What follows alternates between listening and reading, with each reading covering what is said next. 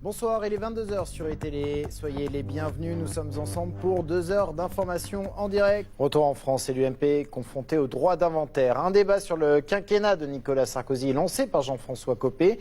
Il répond aux souhaits de plusieurs élus UMP qui s'étaient exprimés en ce sens, mais le sujet divise à l'UMP. Nous sommes en direct par téléphone avec Brice Hortefeux, ancien ministre et président des Amis de Nicolas Sarkozy. Brice Hortefeux, bonsoir. Ce droit d'inventaire, comment l'accueillez-vous? Est-ce qu'il faut revenir sur tout ce qui a été fait par l'ancienne majorité au pouvoir dont vous avez fait partie? Olivier Falorni, lui, restera à distance. Au-delà de cet épisode qui a fait tâche lors des législatives, les socialistes veulent quand même fêter leur victoire électorale et se mettre en ordre de bataille pour la suite. Jérémy Brossard, Vincent Déby. Eh bien, pour la première fois, les deux hommes passent en dessous de la barre des 50% dans un sondage CSA pour les Échos. Plus d'un Français sur deux ne ferait plus confiance au chef de l'État et à son Premier ministre en cause la gestion de la crise et du chômage. Rim Benhammer. On va partir directement à l'hôtel de ville de Tours où Jean Germain doit faire sa conférence de presse. Jean Germain qui annonce donc son échec à l'élection pour la mairie de Tours. De l'hôtel de ville de Tours, Serge Babary qui fait donc son entrée dans la salle des fêtes de l'hôtel de ville. Serge Babary victorieux, il a fait 150 mètres pour aller de sa permanence à l'hôtel de ville. Il est entouré de ses colistiers, de ses supporters.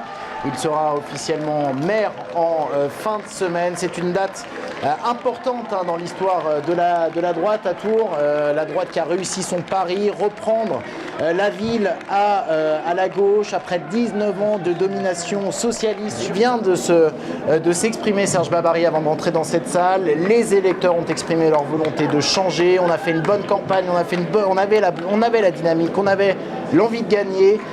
Serge Babary qui va devoir aussi préparer cette entrée à la mairie de Tours. Président de la Chambre qui avait deux possibilités, libérer Lisane sur simple décision ou bien s'en remettre à la Chambre de l'instruction dans sa forme collégiale. Et c'est justement cette deuxième possibilité qui a été privilégiée par le magistrat, précisant qu'il y avait urgence à ce qu'il y ait un débat contradictoire. C'est donc demain matin que Lisane sera entendue en audience publique. À la une de votre journal de 11h30, cette vague de chaleur qui sévit en France actuellement. Alors déjà hier, on a enregistré le record dans l'Indre, une commune qui s'appelle Montgivray. Il a fait 42,3 degrés. À Paris, on a enregistré 38 degrés hier dans l'après-midi. C'est un record pour une deuxième quinzaine du mois d'août. Et puis un peu plus tôt, c'est Laurent Fabius qui s'entretenait au Quai d'Orsay avec son homologue qatari, le Qatari qui au passage soutient les frères musulmans. Ils ont tenu un point presse à l'issue de cette entrevue. Je vous propose d'écouter le ministre des Affaires étrangères français. Le véritable enjeu de ce premier tour, il est surtout du côté des troubles faits, si l'on se place du côté en tout cas des candidats Germain et Babary.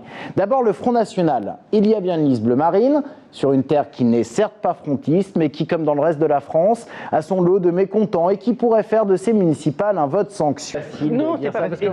On sait que les politiques mettent 5, 10 ans à produire leurs effets. Non, c'est pas facile. Ce que dit la droite, c'est que ce sont les 35 heures qui sont la cause en partie de ça. Deuxième élément. Que devient Claude Roiron en ce moment? Parce qu'on dit ici ou là, on ne la voit plus. Enfin, ce sont les rumeurs dans la cité tourangelle. Est-ce que Claude Roiron est toujours politique ou pas?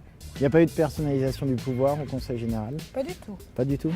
En fait, l'enjeu ici, c'est de savoir si le Rassemblement de gauche va dépasser les 50%. C'est un objectif de François Bonneau. Et vos rapports avec Philippe Briand, est-ce que vous lui reconnaissez le rôle de leader de la droite tourangelle ou est-ce que maintenant il faut compter avec un nouvel homme fort en Touraine, le maire de Tours? Vous allez devoir regarder sur votre gauche, mais également sur votre droite au centre. Comment est-ce que vous allez négocier cela? Alors des contrats essentiellement dans les collectivités locales, dans le tissu associatif, et peu finalement, c'est quand même ouvert aux entreprises. Oui, mais c'est par exception.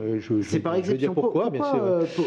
Pourquoi laisser l'entreprise de côté alors que finalement c'est peut-être là aussi qu'il pourrait y avoir des débouchés à terme? C'est pas du tout pour laisser de côté ou pour...